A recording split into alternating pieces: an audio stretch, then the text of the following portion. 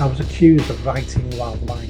That was my crime. Greater Manchester will not be taken advantage of if I'm mayor. All our police forces are broken. I want criminals terrified of the police. You're a community leader. Who told you you're a community leader? The second you apologise, they smell blood. We can end rough sleeping in Greater Manchester in 1 year. We'll clamp down on begging you. There'll be no begging in Greater Manchester.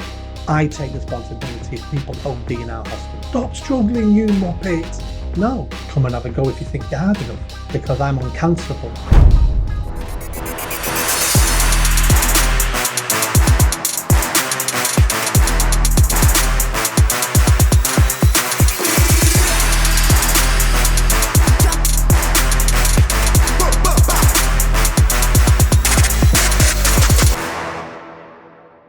Hi folks, on today's show I'm joined by Nick Buckley MBE, who is a mayoral, how do you say that? Mayoral? Yes, something like that. Mayoral candidate for Greater Manchester next year in 2024. I think that'll be in May, if I'm correct. Yes, 2nd of May. Nick, just tell us about yourself, please.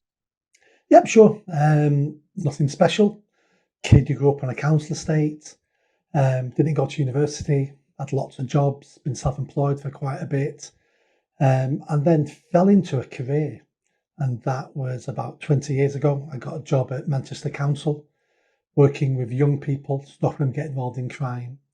And I excelled at it because I probably was one of those young people when I was a kid, just on the edges of criminality, making poor decisions, no role models at home, no father figure. And that led me down that path of crime reduction. Promoted a few times, ended up running Manchester City Centre in terms of reducing crime and antisocial behaviour, which was a big job. Then my team was made redundant in 2011. So I took redundancy and set up a charity to carry on that work, working with young people on the streets. And then we created a new project from that, working with rough sleepers in the city centre, getting them into accommodation. And then my life sort of changed 3 years ago with Black Lives Matter. Most people know me for that. I wrote a blog criticising the organisation, was accused of being a racist and a Nazi, was sacked from the charity I founded, mounted a fight back, a successful fight back, got my job back, got the charity back, made the board of trustees resign in disgrace. And then ever since then, I've been a campaigner for free speech. And then I started to dip my toe into politics, hence why I'm now standing for Mayor of Greater Manchester next year. When you say you dipped your toe into politics, didn't you just fall head first into politics with any kind of criticism, Black Lives Matter, or dealing with any subject like that? Yes, I mean, that's all politics. But then I went into trying to be a politician. Mm-hmm. So I think there's a little bit of a difference there. Yeah. When that happened, when you were effectively cancelled, this was from your own charity, and this is the charity that you formed yourself. Yeah. How did that feel? Devastating. For the first week, I was a broken man. My life was over. My reputation was in tatters. Personal friends had turned against me and sacked me from my charity. It felt like the world was against me. I had so many people online calling for my sacking, happy that I'd been sacked, signing petitions to have me fired. And this was all new to me. If you'd have told me before that something like that could have happened to me, I'd have laughed in your face. Can't happen to me. And then if you'd have said I'd have fallen apart, I'd have laughed again at you, thinking, you no idea who I am. Do you know how tough I am? My life, what I've gone through, what I've overcome. I'm tougher than hurty words online, but I wasn't as tough as I thought to begin with. But then your inner strength comes through, your inner courage comes through, and you say to yourself, I'm not having this. This is extremely unfair. This is this is unjust. So then through my cowardice, for that first week, I then found my real courage. It's changed me as a person, actually. And this sacking, this cancellation, came from from what sounds to me like quite a small sample of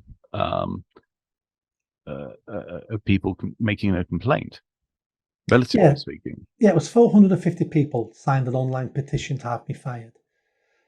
Sounded a lot at the time, but when I mounted my fight back, we had 18,000 people sign a petition to have me reinstated. So that puts into some sort of context. But at the time, 450 people sounded a lot of people to me. In fact, interestingly, I mean, 450 people on an online petition about something that is considered to be quite as emotive as Yeah. that.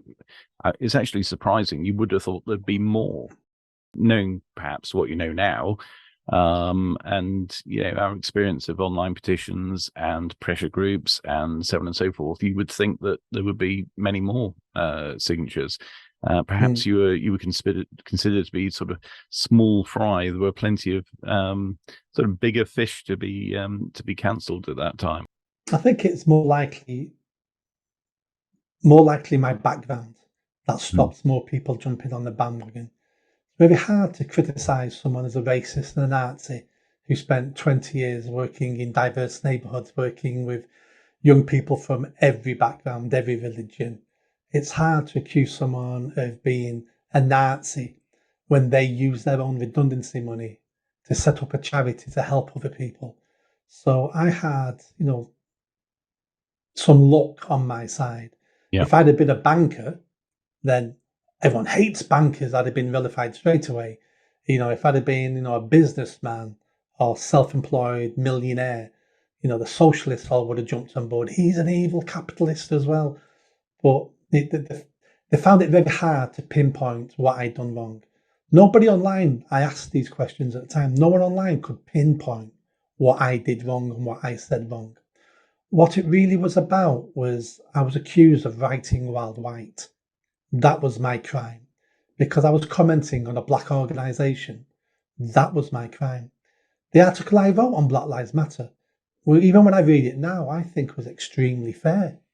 I commented on what they wrote on their website, not a conspiracy theory website, not someone else's website, their own website. Mm-hmm. And then that's the first half of the article. And the second half of the article, I talk about how we're being divided as a nation and we need to come together. Black and white should come together. Muslim Christians need to come together. Gays and straights need to come together. We need to find common ground. We need to build community and society. And that was the second half of the blog. No one could point to anything I said that they disagreed with. It was, how dare you as a white man comment on a black organisation. It's difficult to navigate when you are effectively supposed to remain silent when things about you happen. It rather begs the question whether we should be commenting about any of these things for fear of being cancelled. Everybody should be commenting on everything and should have no fear of being cancelled.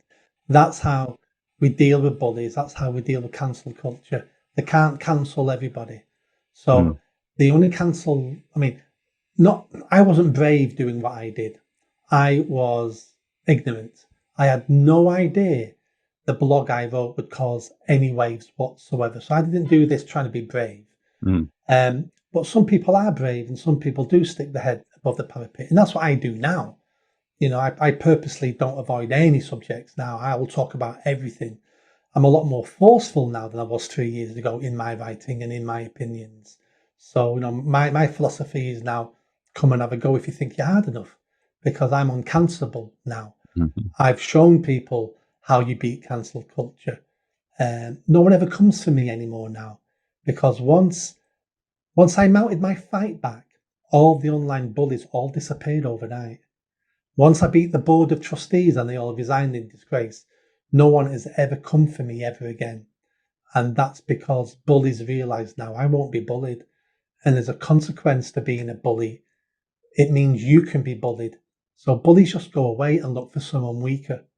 And the lesson from my experience would be, don't allow people to bully you. Don't be a martyr. Don't be controversial for the sake of being controversial and lose your job. Well, that achieves nothing. But when you know this is true, when you want to speak your mind, do it in a professional, polite way.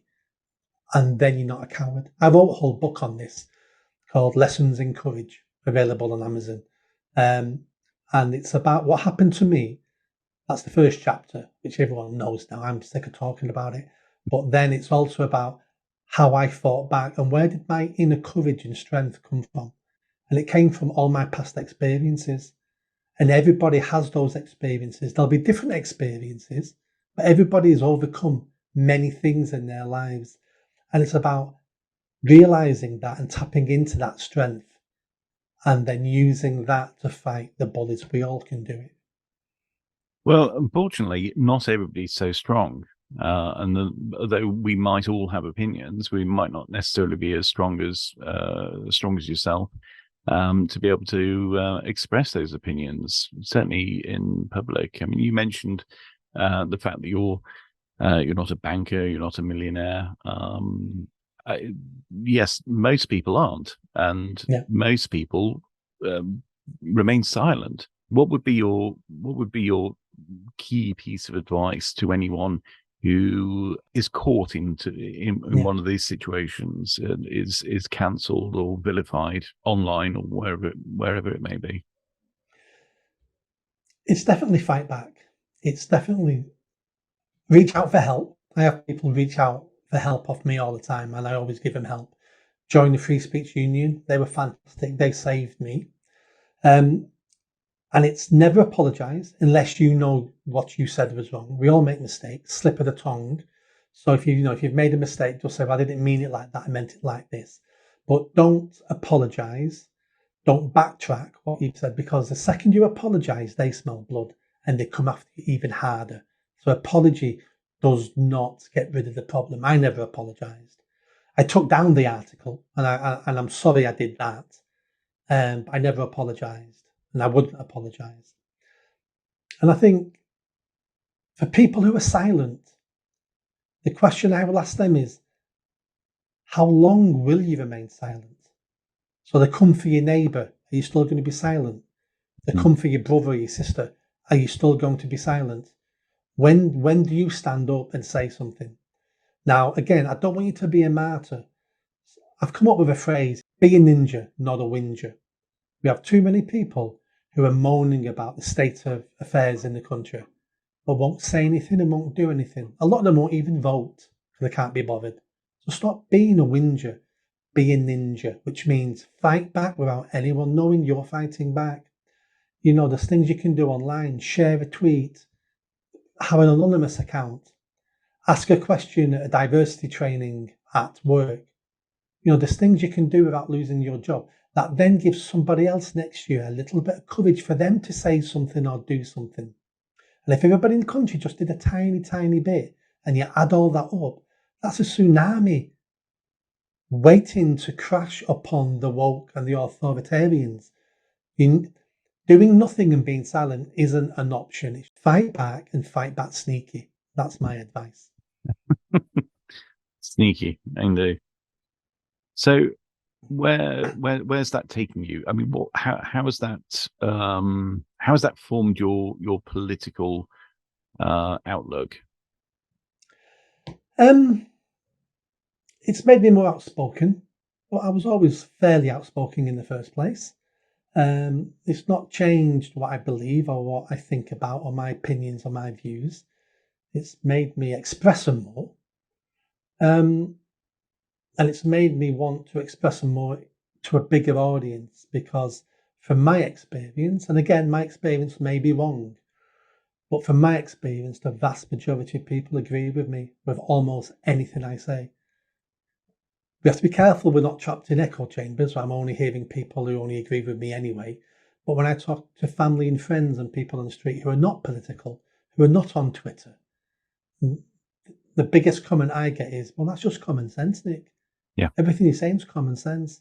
So common sense just isn't so common anymore in the people with the biggest voices. That's what we need to remember. The people with the biggest voices don't necessarily represent us. No one saw Brexit coming until we had the referendum. I went to bed that night early, not even interested in the outcome, because I thought it was a foregone conclusion. There's not going to be a Brexit. So I went to bed, woke up next morning and was shocked. I wish I'd have stayed up and watched the results come in. So change can happen, but the people with the loudest voices don't always represent you. So you've got to represent yourself, which means you've got to elevate your own voice. Going from being perhaps you being a force for change, let's talk briefly about Manchester. You are the candidate for Mayor of Greater Manchester next year. Yep.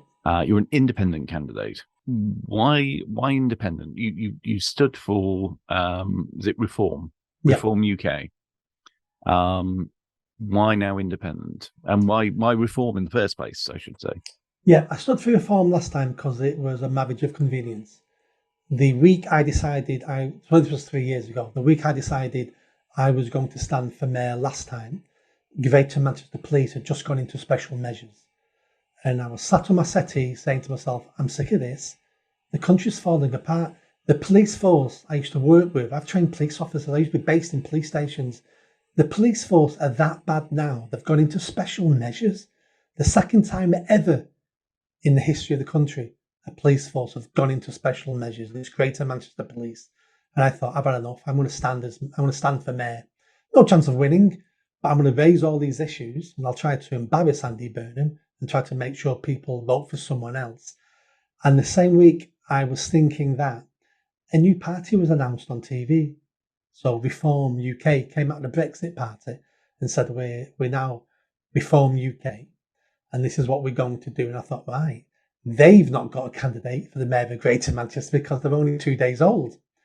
So I tweeted Richard Tice, the leader. He phoned me up 40 minutes later and said, yep, you can stand for us. That's why I stood for Reform last time. The reason why I'm not standing for that, I never joined the party. I wasn't a party member of Reform. I just stood with them. When I was campaigning 3 years ago, I had two main messages that people on the streets were telling me. The first message was, we don't want a mayor of Greater Manchester. No one asked us. It was forced upon us, which was true. So I'm not voting for a mayor because we were never asked in the first place. I don't want a mayor. And the second thing people said to me was, we like what you're saying, Nick, but we're sick of political parties. I'm not voting for any political party. You're all as bad as each other, plague on all your houses. And that's when I decided if I stand again, I need to address those 2 points. So if I stand again, I have to be an independent candidate. And if I stand again, I must promise the people of Greater Manchester that if I'm elected, I'm going to hold a referendum on if you actually want a mayor or not.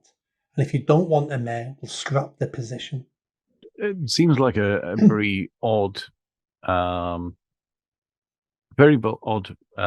stance, if you like, to be putting yourself forward as the mayor of Greater Manchester, and yet at the same time, but to some extent, on a platform of also, if you don't want a mayor, we can scrap it. Isn't that sort of rather pulling the rug from your own feet? It is, and it would be a strange thing to do if I actually wanted to be mayor of Greater Manchester. If that was my dream in life, then it'd be a silly dream to have. But I don't necessarily want to be mayor of Greater Manchester. I don't necessarily want to be a politician. What I want is to improve the country I love. That's what I want. And if by a self-sacrifice, I can show the people of this country, you don't have to put up with the political system we have. You don't have to put up with the politicians we have at the moment. Your voice matters. Your vote matters. You count. We can have change if you want change. Because look, we're getting change in Greater Manchester. They didn't want this extra layer of bureaucracy, so we're getting rid of it. Why? Because the people asked for that. Above everything, I'm a Democrat. I want democracy. I want the people to have their say. And the people may be wrong sometimes and may make mistakes, but I'd rather those mistakes be the people's mistakes, not politicians' mistakes. So for me, it'd be a win-win. If people don't want the mayor's position, let's get rid of it. At least then I fulfill the promise to the people, and that hardly ever happens these days. I understand that turnout is not high when it comes to these elections. It's about just over 30%. Just over 30%. Yeah. Now, as an independent, is that low turnout effectively useful to you? Because otherwise, you would normally assume that an independent would be quite way down the ranking when it comes to votes. Is it helpful that perhaps if you can mobilize people that wouldn't otherwise be voting, you could actually achieve something there? Who knows? That's the $1 million question, isn't it? Is a low turnout good for me, or a high turnout good for me? The answer is I don't know, and it's not worth thinking about because I have no control over that. I've got to play the game I'm in, and the game I'm in is the election will be the 2nd of May, and I've got no idea if it'll have a high turnout, low turnout. It'll have the same amount of turnout if there's not a general election on the same day. So I would imagine it'll be 30% unless they call a general election on exactly the same day, in which case turnout will be 70, 75%. Which one do I prefer? I have no idea. And I've given it no thought because I have no control over it. How do you look at national politics? What are your thoughts on our current situation? I think it's the worst it's ever been. I think 40 years in the EU has ruined British politics, and it's going to take a decade or two for us to get back to having a decent quality level of politicians in the UK. We've not needed leaders in the UK now for 40 years. And you think, why? Well, leaders make choices. We couldn't make choices when we were in the EU. All we did was implement foreign laws and directives. So we needed middle managers. That's all our politicians are at the moment, middle managers, implementing what they're told to implement. There's no leaders. The Tories are absolute shambles, absolute shambles. Half the people, half the MPs who are Tories wouldn't have been Tories 20, 30 years ago. They'd have been Blairites. The Tory party, there's nothing conservative about the Tory party whatsoever. Absolute disgrace. And then when you look at Labour, another absolute disgrace. Don't care about the working person, don't care about the working class. They bought into identity politics. They're going to be, they'll be worse than the Tories in power. But do you know what? That'll be a blessing. I actually want Labour to win the next election because that will force the Tories into opposition and spend 5 years soul searching. And maybe then some leaders may emerge. Maybe then they'll get some decent policies and stop this Blairite agenda they always seem to be pushing. Then you look at some of the other parties. The Lib Dems are mental. The Greens need... The Greens are as if they've escaped from a lunatic asylum.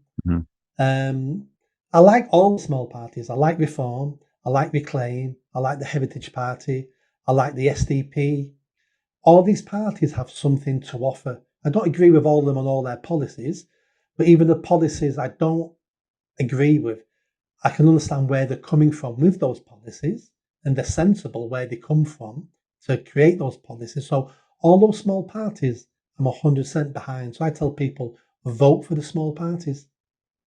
The one thing I find with these small parties is because you have a number of small parties who are sort of outside the usual realm of the two-party system or three-party system, depending on how you look at it, that we have, is a good deal less useful than if they were working together. Now, I understand this is a bit of a tired point of conversation because people always talk about these parties working together, and for whatever reason this isn't possible or likely. But in the event of, for example, proportional representation being introduced, if that were to ever happen, then we could be in a situation where smaller parties with support could then work together post-election to create coalitions that will form governments. Yeah, 2 points there. So small parties and our first past the post system. So small parties will not join together because they're individual parties with individual leaders. And to be a leader of a political party, you have to have a certain type of character, and that character isn't sharing power, sharing leadership. And that just goes with being a leader. To make a difference, the small parties don't have to join together. They should work together and cooperate, such as, we're going to stand an MP here, so please don't stand one. and then you tell us where you're going to stand one and we won't stand there. That makes perfect sense, but joining together doesn't. Then our first past the post system, I'm not convinced on PR. Even though our system at the moment and our politics is absolute dire at the moment, it's served us well over hundreds and hundreds of years. We would be very brave or very foolish to start tweaking with our political system, not knowing how it's going to work out. This is a blip in time at the moment with what we've got. It will sort itself out. Parliament will sort itself out. New leaders will come to the fore. Do we need to start a new system that gives outsiders and small fringes more power than they deserve? I would say probably not. Those small parties can have an influence. I mean, the biggest influence any party's had recently is UKIP. UKIP had one MP and forced a referendum that made us leave the EU. So small parties can have an influence. What they need to do is scare parties, and then parties then will steal their policies. So, the Tories stole the UKIP policy of a referendum because they were losing votes and were scared of not winning the next election. That's how you change the major parties, because all politicians ever want is votes. They don't care. Most politicians don't care about any of the policies they're implementing. They don't care about the future of the country. Their job as a career politician is to stay a career politician. They only care about votes. And I'm not saying that in a derogatory type of way. I'm saying that in a factual, common sense type of way. You need to understand the beast if you're going to tame or control the beast. Politicians want votes. So let's make sure they do as they're told by tempting them with votes. That's why they will do the policies they think people will vote for. It's up to the small parties to be more along the lines of pressure groups, to pressure Labour, Tories, Lib Dems to steal their policies and implement them. And for my election as mayor, let's say I come second or third, I want the Tory party or any other party saying to themselves, did you see what that nobody in Greater Manchester achieved? That one-man band with no money, he got 25% of the vote. He didn't win, but what could we do if we took his policies? Because they're obviously popular. I would take that as a win, because I don't want necessarily to be a politician. I don't want a pat on the back. I don't want to be congratulated. I just want my country to be better. And if I've got the right policies, then I'll say it now. Anyone's entitled to have my policies and take them. It's free. They're like open source software. Just take them. I don't mind. I just want my country better. I fear that might be a danger that, when we talk about policies, that's not necessarily actions, is it? So somebody's policies, something that they say they'll do, or even if they see in the polls that the electorate like a particular policy that another party or another person has, and they adopt that just because they say it, it doesn't necessarily mean that it's something that they're going to follow through with. No, absolutely. And that comes down to the old Arabic saying, fool me once, shame on you. Fool me twice, shame on me. Why does anyone at the moment believe the Tory party is going to get a grip on immigration? They tell us every 18 months, we're going to get a grip on this. They've been in power 13 years. And the people keep falling for it. It's shame on the people for being idiots, for keep voting for the same party who keep telling you what you want to hear and delivering nothing. So stealing my policies is fine, take them, and then you may win an election with those policies. But then if you don't do anything about those policies, then the people should have learned a lesson and not vote for you again, no matter what you promise. Because once you break your promise, any other promise you make after that is worthless. We should be men and women of our word. Let's talk about EULAs, or the what was proposed alternative to EULAs for Greater Manchester. Yeah, the clean air zone. Clean air zone. That is now gone. For now, yeah, at yeah, least. gone for now. Yeah. Could you tell me what happened there?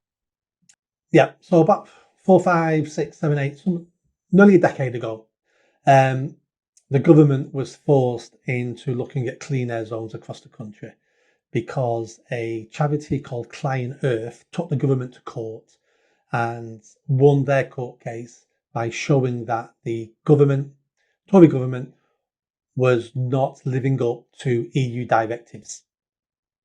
Even though at that point, I think we'd just left the European, well, we just had the referendum then, but we were still in the EU. So the government said, right, we need to do something about that. So they then looked across the country, found some areas that a little bit of pollution was going above and beyond the EU directive. So created then clean air zones and said to local mayors in those areas, you need to get your pollution down. That was a directive from government. That's all they said was, you need to get your pollution down in these areas. They didn't tell them how to do it. That's up to you. We're going to give you some money, but you need to reduce it. The first thing is, why are we following EU directives? We're not in the EU anymore now. We can ignore them. But let's say we want to get cleaner air, which nothing wrong with cleaner air.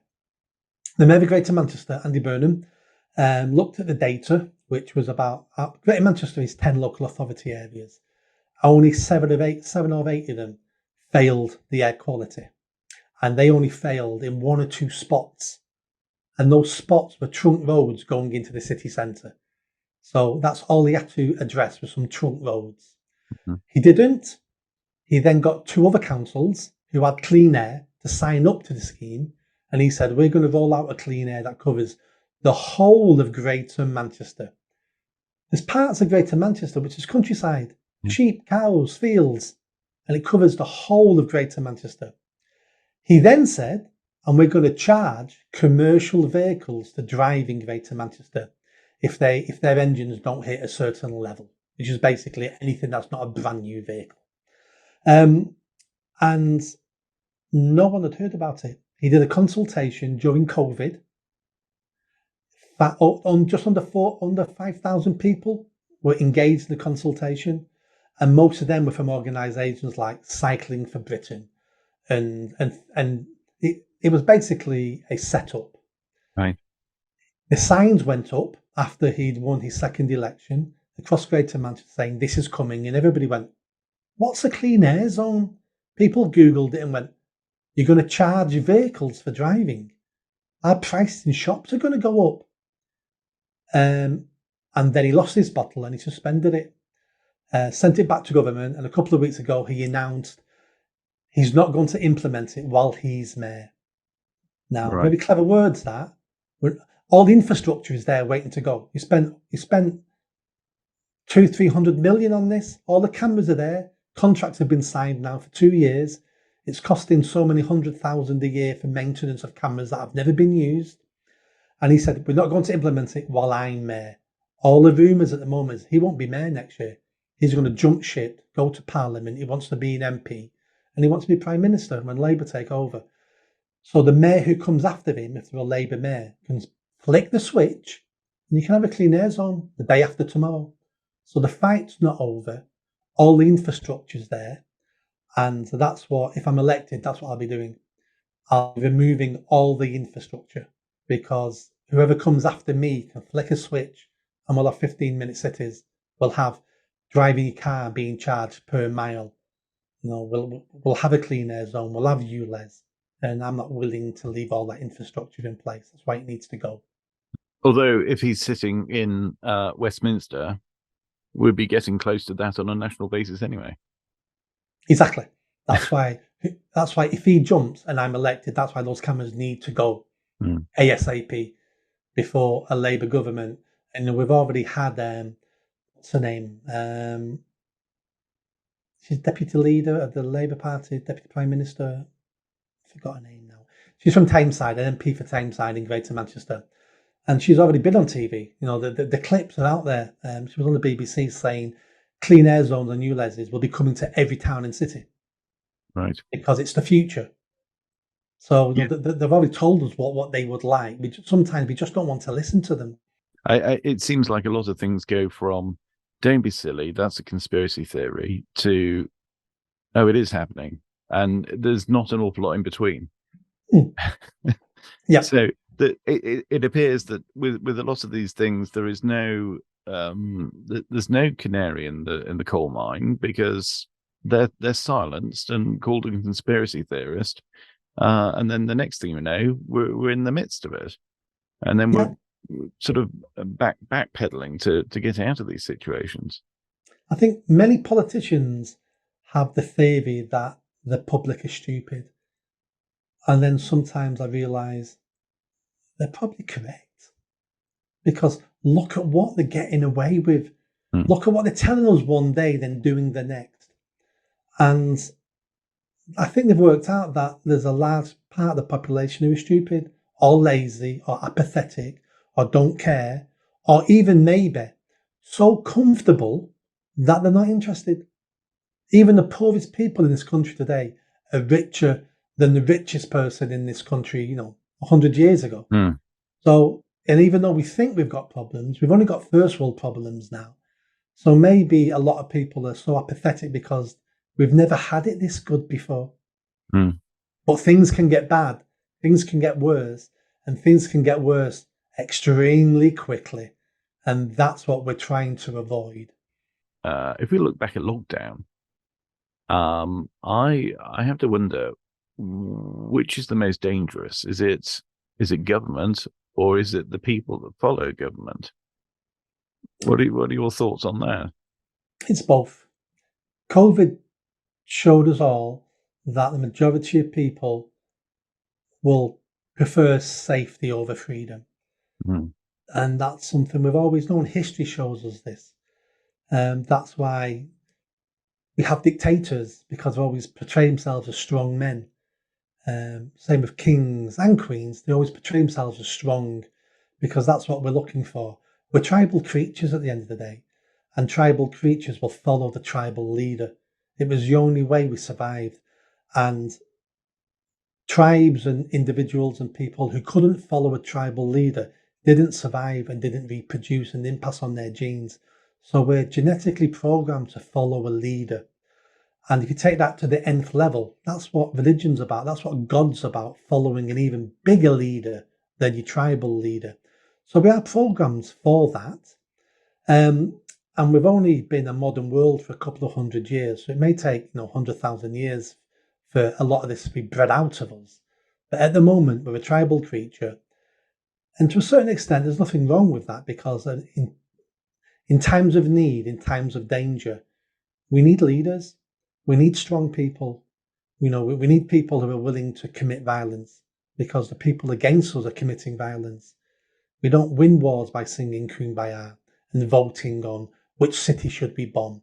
We win wars and we stay alive by either electing a leader or having a system in a society that creates leaders, such as the toughest man, the biggest man, the cleverest man or woman. So the people will follow the leader. But what COVID showed me was how cowardly our leaders are at the moment, how cowardly our politicians are, because not our prime minister, all the government, the opposition, nobody wanted to make decisions. They got all the decisions that were made by scientists and groups of people, and that's not what a leader does. A leader looks at the evidence, looks what's around them, and makes the best decision they can at that time. Then sticks with that decision until things change, and then takes responsibility for that decision. What we had was a load of cowards who were worried about articles about how many people were dying, and so let's do anything that looks like we're doing something. And it was everything they did was wrong, because they were cowards. And why were they cowards? Because we spent 40 years employing and electing middle managers to run our country, because we was an offshoot of the EU. We didn't need leaders, we needed middle managers, and we paid the price for that. I think it's funny you should say that, because I was just thinking then when you said that, people being cowards, not able to make their own decisions and relying on advice from others, especially in a situation where nobody really knows what's going on. Nobody giving any advice has probably any more of a clue than anybody else as to what's happening. But that middle management thing makes me think of organizations, public sector organizations, where for the cost of millions and many millions across the country, management consultants, new graduates, usually are bussed in to make decisions and put together proposals, all so that those managers, those executive officers and such like, don't have to take responsibility for anything that they do, because they can always turn around and say, well, actually, this was based on the advice that we had from the firm that we had in for such a thing, and they can absolve themselves completely. That's why they do it. So if something goes wrong and there's complaints, they can go, well, we did our best. We got this fantastic outside consultant in to look at all that, and they're an expert. And that's what they recommended, and that's what we did. And it's just a get out clause for senior management, especially in the town halls. And we should be asking, well, if you need an external consultant, why do we need you? What are you doing if all you're doing is employing other people to have the information, the knowledge, and make the decisions? We don't need you then, do we? But we don't ask those questions. And when you pull that up, that's exactly what 10 Downing Street was doing. They couldn't make a decision. They were too scared to make the wrong decision. I mean, I agree. Did I agree? I went along with the first lockdown for the first couple of weeks because you looked at TV, it looked scary in China and Italy, and it was new. We'd not had a pandemic, or we thought we'd not had a pandemic before in my lifetime. And after a couple of weeks of lockdown, it was plainly obvious to me that this was the flu, that this wasn't serious. This wasn't serious like we thought it was serious. Of course, people die of the flu every year, but it wasn't as serious as we thought. At that point then, a leader, Boris Johnson should have said, okay, people, this is what we did because we wanted to be safe than sorry. We've now realised it's not as dangerous as we thought. Lockdown's over. Isolate if you're vulnerable. We're going back to normal. Sorry for the inconvenience for 2-3 weeks. I take responsibility for that. I'm sorry, but I put your safety first. But things have changed now. We've got more information. It's over. I would have applauded that man for saying that. But what happens is they find themselves on the treadmill of, we then admit that was a mistake. So we've got to carry on down this road no matter how much damage it does because we don't want to admit that was wrong. Well, when information changes, you should change what you think as well. And that's cowardice. A real leader would go, change your plan now because things have changed. And the public probably would have applauded someone doing that. Well, yes, and also they've got the opportunity to do it because it is an ever-changing thing, and it is an ever-changing stream of information that they're getting as well as we are. So it is. I don't want to say a get out, but it is a possible get out to say, well, you knew when I knew. What can I say? Yeah. I don't know. It's difficult. I mean, given that sort of situation. Do you end lockdown because you want people to get back to normal life, or are you going to be slightly concerned that if there's a slight uptick in deaths after letting people get back into normal life, that's going to be put on you? I think that's a very difficult position to be in. I don't think it's difficult at all. It's called leadership. Do you have generals sending their soldiers into war going, oh, should we send them into war? Some of these soldiers may die. I might get blamed for that. Well, that's their job. Same with our top politicians. It's their job. It's not their job to worry about their career. It's their job to worry about the country and the public. They should have ended that lockdown after a couple of weeks and told the truth. That's all we expect. And let's say more people would have died then because COVID would have spread a bit more people may have died or may not have died, I don't know. But let's say more people died. Well, the answer to that is, well, we advised you that if you're vulnerable, don't mix with people. And, all we can do is give you advice. We're not a dictatorial nation. As Prime Minister, I only have the right to lock you in your houses at the most precedent times. And I didn't believe this was the most precedent time. I didn't force you out your houses to catch it. I gave you the power over your life, and I gave you the chance to make the decisions for you and your family, because that's where the power should be. It shouldn't be with me as a politician. It should be with you as an individual, for you and your family. That's what I keep saying his name wrong. Boris Johnson should have said. I keep on thinking you're going to say Bobby Charlton for some reason. Yeah. When it comes to making decisions and actually seeing things through and getting things done, we're not just talking about Nick Buckley Mayor, who's going to sort out these cameras, these clean air things. There are other things in the pipeline as well. One of those things is one of those very important things is crime, and I'd like to talk to you about that, but also homelessness, which is quite sort of dear to your heart because it's something you've been working on for many years. Can you tell me what you have been doing and what you would aim to do? Because you've got some quite big claims when it comes to homelessness and what you aim to do with that in Greater Manchester. Yeah, so we're looking at homelessness. What I mean by homelessness is rough sleeping. So homelessness is a generic term which can mean lots of things. Sofa surfing, living in overcrowded houses, living in a hotel, a B&B. I'm not looking at that. I'm looking at the apex of this problem, which is people, our fellow citizens, living and dying in entries, surrounded by rats and lying in excrement. That's what I'm talking about. And that's what I'm going to fix. I've been involved in rough sleeping for nearly 2 decades. When I worked at Manchester Council, I was the chair of a multi-agency panel, including the police, NHS, drug services, councils, looking at ending rough sleeping in Greater Manchester. In the city of Manchester. And at that point, we had 17 rough sleepers. Can you imagine that? 17 rough sleepers in Manchester. We now have 100, if not 200. I think, it's more like 200. And then when I left, I set a charity up, and then one of the projects I set up was working on the streets in the city centre with rough sleepers, getting them off the streets into accommodation and then getting them into employment. And we helped hundreds of people. We can end rough sleeping in Greater Manchester in 1 year.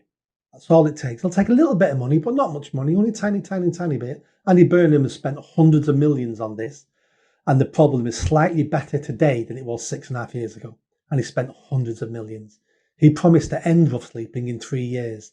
He's now had 6.5, and it's actually increasing. The latest stats that he's released is actually increasing again in Greater Manchester. I'm going to end it in a year, and that sounds almost impossible and crazy. The reason why Andy Burnham has failed to achieve what he wanted to achieve was he only addressed one part of the problem of rough sleeping, and that was the accommodation side. He is getting people off the streets, but every time he takes someone off the street, someone replaces that person. So it's a never-ending conveyor belt. What I will do on day one is we will clamp down on begging. There'll be no begging in Greater Manchester. Not in the city centres, not in the town centres, not outside supermarkets, outside petrol stations, outside any shops. For the first few months, you'll be moved on. You'll be warned, you'll be moved on. After the first couple of months, you'll be arrested. It's illegal to beg in this country. We won't be prosecuting people necessarily. We won't be sending people to jail or to the courts. There's no point. But we'll disrupt begging. We'll get to a stage where there's no point begging in Greater Manchester because you make no money. Because the second you sit down, you get hassled by the police. It'll be one of the police's priority because the mayor is also the police crime commissioner. The people who say, well, that's extremely unfair, that sounds quite nasty, picking on beggars, there's not more criminals you could deal with. The answer to that is every penny that's earned through begging is spent with drug dealers. So you're actually funding organised crime. All the drugs rough sleepers take damages them even more and eventually kills them. Most of the people on the streets begging are not even rough sleeping. They have accommodation. They're just begging for money for drugs. They're tomorrow's rough sleepers.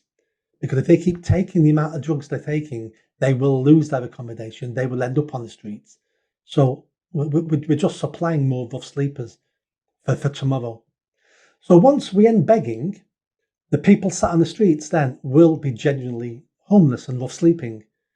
They'll have less drugs in their system, which means they're easier to work with, which means they're more likely to take help and support we'll offer them. I'm going to create a series of hostels across Greater Manchester, only about 6, that's how many we're going to need. Disused warehouses, we're going to fill them with garden sheds, and each shed will be an individual living pod. So with a door, storage area, TV, and then we can move people off the streets into them on day one. It doesn't matter what their issue is. So at the moment, we'll go out and we'll speak to people, do you want accommodation? And if they say, yeah, it's like, oh, you've got a dog. There's only a couple of hostels in Greater Manchester that will take dogs, so we can't help you today. Or you're a drug user, you know that you can't take drugs in this hostel. Well, I'm going to take drugs tonight. Well, that hostel won't let you in. These are the barriers that are stopping people getting off the streets and into accommodation. And as mayor, I'll be saying all my hostels will take dogs, we'll have kennels. All my hostels won't throw you out if you're taking drugs or you're drinking alcohol. If we see you with drugs, you'll be arrested because it's still illegal. So, I'm not looking at semi-legalizing drugs, I'm not. But if you quietly take drugs or you come back to the hostel and you've taken drugs and you're not violent, all fine. And the reason why we don't do that now is in case someone dies. If someone ODs in a hostel, the councils are scared stiff they'll get to blame. Why are you letting people take drugs? They're dying in your hostels. So they would rather have these individuals die on the streets because you can't blame the council then. What I'll do as mayor is say, I take full responsibility. I take personal responsibility. It's not the hostel's fault. It's not the council's fault. I take responsibility if people OD in our hostels, because the odds are that person would have OD'd on the streets anyway and died. At least they died in a bed here, not surrounded by rats. So I will take that. And on the plus side, that's one death. Look at the dozens of people we've got off the streets and into proper accommodation and improved their lives. That's the flip side to this. Again, I'm tired of people being cowards. I'm sick of senior managers only worried about their job and their pension and doing the wrong things because the wrong things are convenient for them. Not in this for me. So that's how we deal with that. Then we need to look at people who come to Manchester, because people come from all over the country to rough sleep in Greater Manchester. So we can't then be a beacon for every rough sleeper. Why is that? Why is it a hotspot? Why is it a destination for that? It's got a great reputation of this is where you come to be a rough sleeper, because there's that much free food being given out, that much tents and sleeping bags all being given out every day. There's lots of services, so you're more likely to get accommodation as a rough sleeper in Manchester than you are in almost anywhere in the country. So if you're a rough sleeper who happens to want accommodation, make your way to Manchester. You're more likely to get accommodation. So there's a pull factor here, pulling people into Greater Manchester. And that's unfair on the taxpayers of Greater Manchester. We shouldn't be paying the bills for other councils across the country who don't do their job and send these people to Manchester, Greater Manchester. So what I'll be doing, I'll be looking at taking individual councils to court. We'll be invoicing them. So Greater Manchester will say, we dealt with Joe Bloggs, who comes from Coventry, lived in Coventry all his life.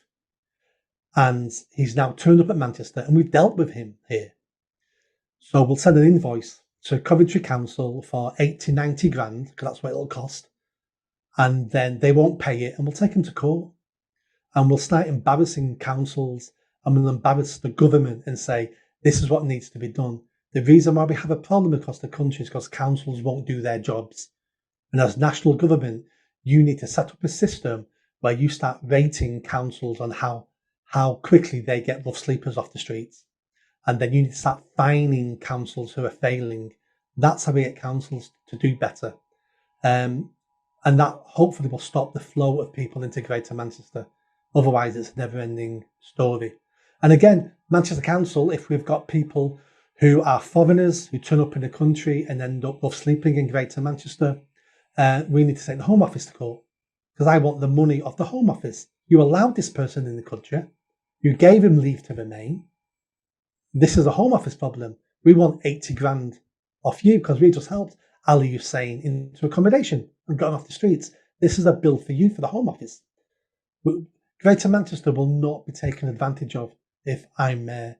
And if I'm successful in some of these cases, other towns, other cities will go, right, we can start charging failing councils for sending us their broken people. That's one of the ways we change this across the country as well.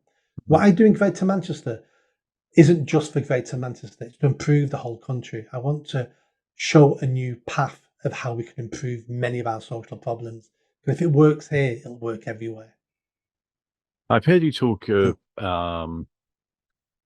food, of people giving, because by and large, a lot of people are very generous, and I know that there'll be people listening to what you have to say earlier on who would perhaps be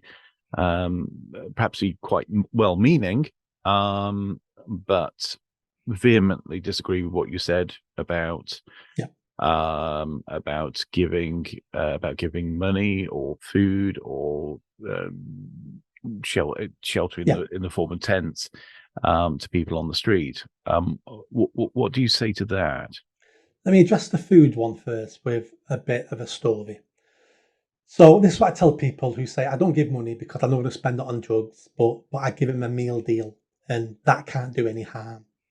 And you think to yourself, well, that can't do any harm. Or can it? And let me explain the damage it does. So you give someone a meal deal, you walk away, you feel fantastic. You've done your job.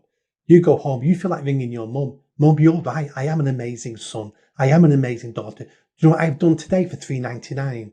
I'm amazing. So it's a good $3.99 you spend because you get something out of that. You get validation. You pat yourself on the shoulder. You might even take a picture of yourself giving the meal deal out and putting it on social media so the rest of the world know you're fantastic as well. What does that do to the person sat on the street? Well, let me tell you.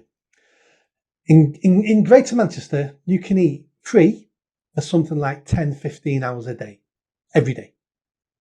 If you map where all the hostels are, all the outreach centres, all the community centres, you can eat between 10 and 15 hours a day, depending on the day of the week. No one is hungry in Greater Manchester. No one has ever been hungry in Greater Manchester when you're a rough sleeper. In fact, they're giving far too much food. I've sat down with individuals who have got a black bin bag next to them and say to me, do you want a sandwich, Nick? Well, no, thank you. Why? Well, I've got 17 sandwiches here because people keep buying me meal deals. And I've had the Mars bar and I've had the can of Coke, but I've got far too many sandwiches and they're all going in the bin in a minute. But I thought you might want, they're all unopened. And it's like, no, thank you. So no one's hungry. But giving someone a meal deal, that stops them seeking out a hot, healthy meal that day in one of the centres. And it's only when we get people into those centres that the social workers and the support workers can start speaking to that individual, unpicking some of their problems, working out how they can get them help and support to get them off the streets. Those conversations take weeks and months to unpick some of these problems. So what you must understand is every time you give someone a meal deal, all you've done is stop that person getting help and support that day. That's what you've achieved. Yeah, I think I think some people are very aware of what may well happen if they give somebody money. I think that rather goes without saying. But yeah, it's interesting to look at that aspect. So effectively, if you give somebody the food that they would otherwise get in a place where they would get other support, then they are going to miss out on that support. They are. And I say to those people, I want you to help. You're a kind-hearted person. I want you to help, but that's the wrong way to help. How you should help, if you're time rich, then volunteer at one of the centres. And they may want you to make toast in the mornings. And you might think, well, what's the point of that? Well, if you spend an hour and a half making toast for everyone coming in the mornings, that means the support worker doesn't have to make the toast. That means the support worker can sit on the tables when people are eating and can have informal chats with them and find out who's new and who needs help. So you making toast is giving a professional support worker the opportunity to do more good by speaking to people. Now, if you're time poor, well, instead of spending £4 on a meal deal, why don't you set up a direct debit to give £4 a month to one of the support centres? Doesn't sound a lot, but if a couple of hundred people did that, that £4 might pay for 50 people's breakfast on a day. That means something. That gets them in the shelters. And all these shelters are always short of money. That does something. You can still go to bed at night knowing you helped, you did something that was positive and productive. And then people, talk about sleeping bags and tents. So let me tell you about tents. 5, 6, 7, 8 years ago, working in Manchester City Centre, opposite Piccadilly train station, big piece of grassland, and we had a mini tent city there. And my team were visiting there almost every day, trying to get people to accept help and support so we could move them on. One day we were there, and there was a young lad there. We asked him how old he was. He said, I'm 19. And my staff went, fantastic, 19. If you're under 25 in Greater Manchester, we can get you accommodation that day. If you're over 25, it can take a few days. So once we understand you're under 25, it cheers my staff up, because it's like, we're going to get a victory today. And that's what keeps them going, because we have many failures. But when you get a victory, that keeps you going for the next couple of weeks, knowing you're not going to help anybody.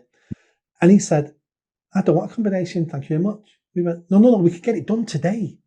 He went, I don't want it. Why don't you want it? If I wanted accommodation, I'd go home. What do you mean you'd go home? I'd go home to my bedroom with my mum and dad. I live down the road. So what are you doing here living in a tent? He went, I started hanging around with these guys a couple of months ago, and they were sharing their drugs with me. So I used to come every day, we'd share drugs and we'd have a bit of a laugh, and I liked it. And then every now and again, I was too drugged up to go home, so I'd keep in one of the tents. And I'd go home every now and again for a shower and see my mum and dad and stuff like that. And then one day, I was sat here out of my head, and this car pulled up, and this woman ran at me with 2 bin bags and threw them at me. And she goes, there you go, love, you can have these. So I opened up one of the bin bags, and there was a sleeping bag and some sandwiches. And I opened up the other bin bag, and there was a tent. So I put the tent up and the sleeping bag, and I've not been home since. That person who thought she was doing a good deed has now enabled a 19-year-old boy who's got a bedroom at home to be able to sleep rough and take more drugs and live a negative lifestyle. They're the unintended consequences of trying to fix a problem you have no understanding of. And these are harsh words, and these are nice people trying to do a good thing, but doing the wrong thing for the right reasons is still the wrong thing to do. That leads into something that only a few days ago, Suella Braverman said. I've been all over the news talking about this, yeah. Yeah, she said in very clumsy words, she's a very intelligent woman. So I would imagine she picked her words very carefully. And I'm sure she knew this was going to be controversial, because I'm sure she's trying to build a reputation so she can become PM at some point in the future. Never underestimate the top politicians, that they're stupid. Everything they do, they're doing for a reason. Just because you don't understand the reason doesn't mean there's not a reason behind it. So she said that she was going to pass a law in the King's speech that would make it illegal for anybody, including charities, to hand out tents, because she didn't want tent cities springing up like in Los Angeles and San Francisco. And she said it basically as harshly as I've just said it. No context. Didn't have someone like me stood by her side with 20 years experience to be able to say it softly and explain the situation better. She just came out with it. That's why I know she did it on purpose. And then she got flack that she knew she'd get. Nasty Tories, you're evil, you want people to freeze to death in the country. I don't know of one rough sleeper ever to freeze to death in the UK. I don't know one rough sleeper ever to starve to death in the UK. So that doesn't exist. Rough sleepers die on the streets all the time. All the time. So it's not like they don't die, they do die, and it's disgraceful and we should be ashamed. But they don't die through hypothermia. We're designed to live outside. If you've got a good sleeping bag, you're fine. I'm not saying it should be acceptable. It's not acceptable, but you don't die because of it. The left jumped on her, attacked her, which I'm sure she wanted. Some of her colleagues attacked her because they don't understand rough sleeping either. That's the biggest problem with rough sleeping. It's no one understands it. So people keep doing things, trying to fix it, but you can't fix a problem you don't understand. Do I agree with her? Yes. We should be handing tents out. Just like that story I told you about, that young boy, 19 years old, who were given a tent. And let's say giving out tents did help. Let's say that's a given. Our job isn't to make a rough sleeper's life slightly easier on the streets. Our only aim and job is to get people off the streets. Spending our time funding and organising the collection and buying and giving out of sleeping bags achieves nothing when we're looking at getting people off the streets. Why are we wasting our time on something that doesn't matter? All our time, energy, and money should be getting those individuals off the streets, not making their life slightly easier on the streets. That's what annoys me the most. So what about crime? So crime, again, is unfinished business to me. I've spent 20 years fighting crime, reducing crime, designing award-winning projects. I've advised 3 different prime ministers on reducing crime across the country. So I know what I'm talking about when it comes to reducing crime and antisocial behaviour. All our police forces are broken. In fact, they're not even police forces, they're police services. The first thing I do if I'm elected mayor, who's also the police crime commissioner, is I'm going to change the title of Greater Manchester Police. It's not a police service anymore, it's going to be a police force. I want criminals terrified of the police. We're not going to be delivering a service to the people of Greater Manchester. We haven't got time. I've not got time. I'll be too busy hammering and coming down hard on criminals. That's what I'll be doing. 5 years from now, we may develop a police service again, but to begin with, a police force. I want to reduce crime and antisocial behaviour, and for that I make no apologies. So to begin with, that's day 1, police force. Day 2, we need to look at recruitment in Greater Manchester Police. I'll be scrapping the quotas they've got to employ ethnic minorities, women, disabled, gay people. All quotas will be gone. You will get a job at Greater Manchester Police if you're the best person for that job. I'll be looking at the fitness test, recruitment, the standards will be rising, the fitness tests will be getting harder. I won't be having unshaved officers, tattooed officers, scruffy officers. I won't be having officers calling you mate or love. Every officer who dresses a member of the public will be calling you sir and madam. Even when they're rolling around the mud trying to arrest you, they'll be calling you sir. Stop struggling, sir. Sir, you're making this worse. They will not be calling you muppet, which you see online all the time. Stop struggling, you muppet. No. British Gas don't come into your house to fix your boiler and say, you've been messing with this, you muppet. They say, I'm sorry, sir, it looks like you've been, someone's been messing with this and that's why it's broken. I want our police to be a professional service. So, and then I'll be looking at promotion within the police. That's a huge problem. With the promotion system at the moment, rewards and promotes people who are woke and people who are robots. That needs to end. I'm going to de-woke Greater Manchester Police, and I want the best people being promoted, and we will look at that. Help training new officers. I'm going to create a project where retired police officers can volunteer and help train new officers. It's going to have to be volunteer because I won't have the money to pay these people and bring them all back. And many, many retired police officers I've spoken to said, I'll jump at that chance to be a volunteer. I've already retired. I've seen a service I love deteriorating. I'll do this for free. So the support's already out there. Then we'll be looking at what we prioritise in Greater Manchester. So begging will be prioritised, antisocial behaviour will be prioritised, and knife crime will be prioritised. I'll be looking at increasing stop and search, very controversial, but that's how you stop knife crime. I'll be engaging every neighbourhood in Greater Manchester and speaking to those people and saying, do you want more stop and search in your neighbourhood? Because if you do, you'll get it. And if you don't come complaining if your son is stabbed to death and dies in pools of their own blood. Because we want to give you more stop and search. And I will let those communities decide themselves. And I'll be looking at how do we do that to make it fair. And I'll be looking at using local council elections every year. So polling stations, and people will be given an extra ballot paper saying, in this ward, do you want more stop and search? And whatever they decide, they will get. which means when the police are being accused of being racist, the answer is, no, excuse me, the people who vote in this area, the parents, the grandparents, the residents of this area, all voted for more stop and search. We're doing what the people asked us. If you've got a problem with this, you need to speak to the people who live here. That's how we get away from the race baiters who accuse the police all the time of being racist. Antisocial behaviour, we'll be taking that extremely seriously, because the people who commit antisocial behaviour are also the people who commit serious crime. They're not different people, they're the same people who will hammer people for antisocial behaviour. And why? Because that ruins people's quality of life. If you're mugged in the street, that's horrendous. That affects you for one day, mainly. And you're worried about it for a long time afterwards, but it affects you for one day. When you've got drug dealers next door and you've got severe antisocial behaviour on your estate, that's over years and decades.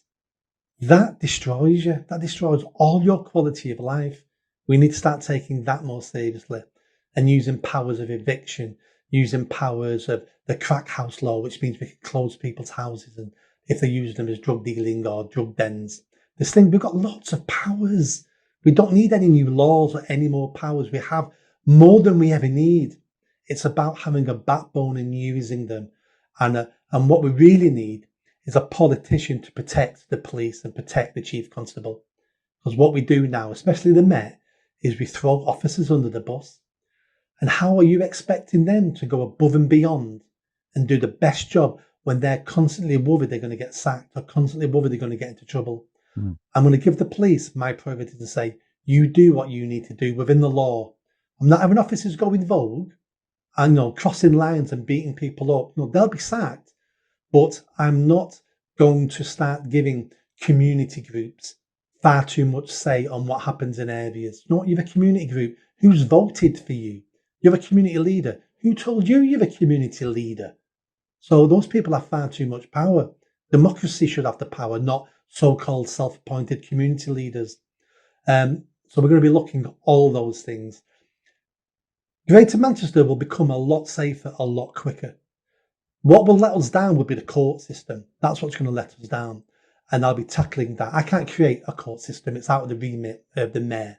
But I can highlight the failing system in the courts. I can highlight the failing judges and saying, why is this judge constantly letting knife crime offenders go with a slap on the wrist? Why is this judge? And maybe we can sack some judges through political pressure, because judges are not perfect. No, they will make mistakes, and I can handle one or two mistakes. But if you're constantly making the same mistake, it means you're not learning as a judge. So I'll be shouting and screaming in national government if our judges and court system keeps letting us down. And of course, magistrates as well, because a lot of this crime will be low-level crime, certainly to start off with. When I said judges, I meant judges and magistrates. Well. And this is the thing, from what it sounds like what they used to call broken windows. It's dealing with these small crimes, these small what some people would call small antisocial issues that helps to deal with the bigger crimes.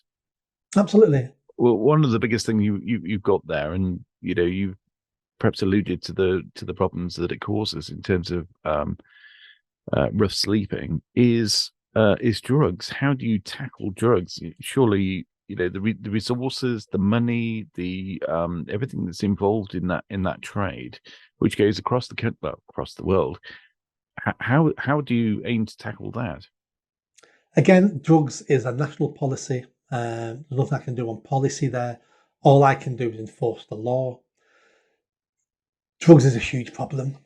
There's several solutions we could have as a nation for that, ranging from a complete crackdown, but that would entail COVID levels of government interference in your lives.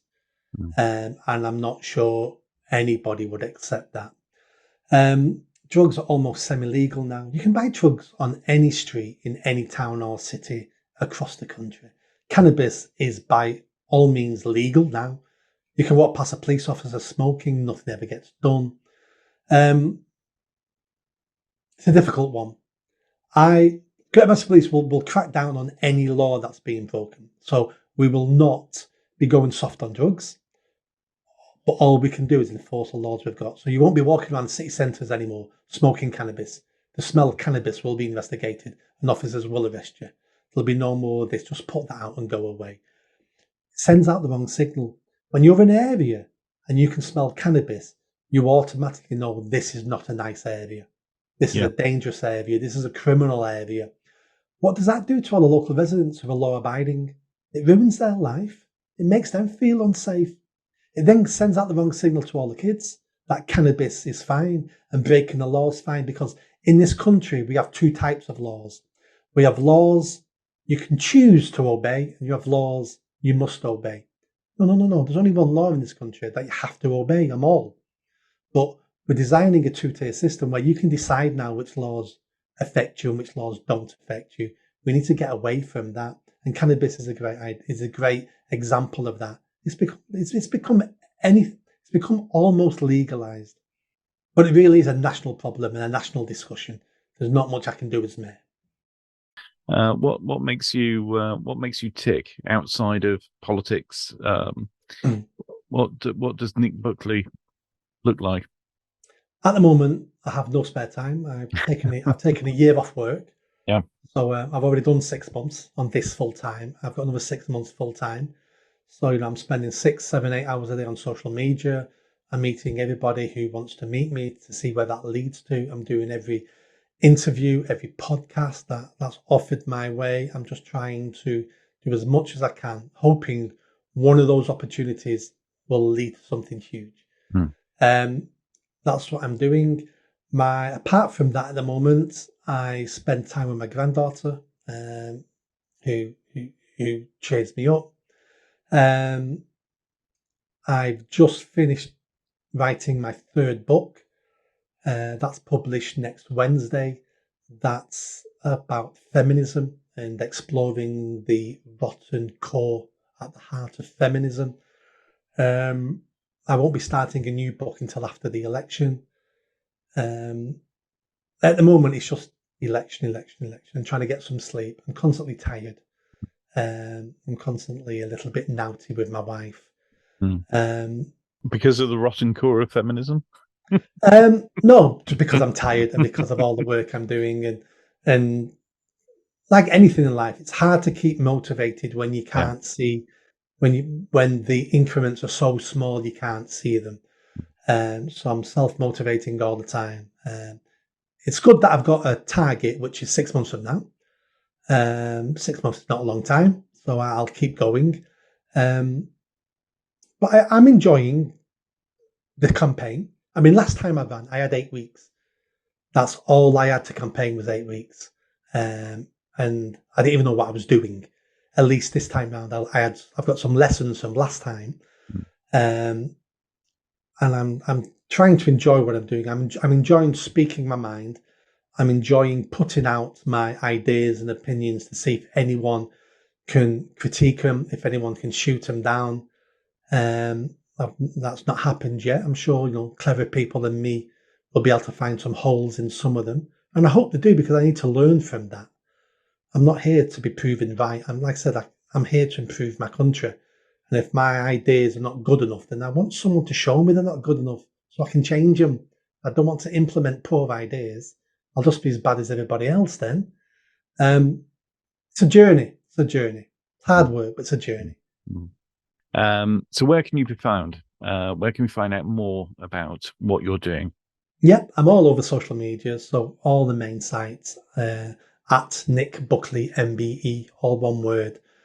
Look at my website. My manifesto now went live last week. So I've got a manifesto there now on my website, which is nickbuckleyformayor.co.uk. Have a look at all my policies and what I'm going to do.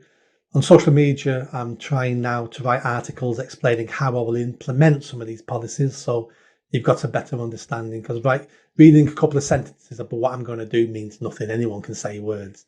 I'm trying to get into the detail of some of it to show people that I know what I'm talking about. So follow me on social media for those essays. Follow me on Substack, again, Nick Buckley MBE. I'm writing essays there at the moment on politics and what I intend to do. And if you want some big reads, find me on Amazon. Nick Buckley MBE. I've got 3 books there now.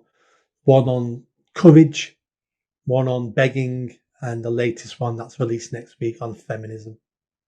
How was it the day that you found out that you got the MBE? Oh, fantastic! At that point, I would say it was the most rewarding day of my life to be recognised. You know, I'm a monarchist anyway, so and it was awarded by our late Queen. It was fantastic that the work I've done in the charity I founded was recognised. I did lost for words. It was absolutely fantastic, and that's the medal behind me on the wall there in the frame. That's my MBE. And they say that MBE stands for my bloody effort, whereas the OBE is other buggers' effort. I've been told it means something else. I get a lot of comments online that it means major bell end. That's one of the most common comments I get on social media of people who don't like me. You got an MBE, have you? Major bell end.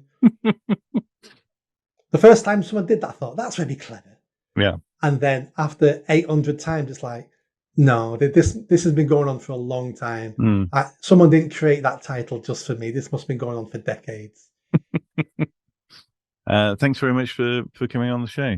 You're welcome. I've enjoyed it. It's nice being able to answer a question with no time limit. When I'm on GB News or Talk TV, I know I've got 20 seconds, 30 seconds to answer their question. And when we're talking about complicated social issues, it doesn't do it justice in 20, 30 seconds. That was a conversation recorded on the 9th of November 2023 with Nick Buckley MBE. If you've got something you want to say about this episode, feel free to get in the comments. If you've got more to say and you want to be on the show, just get in touch. You can DM me on all the socials at Ted James Media.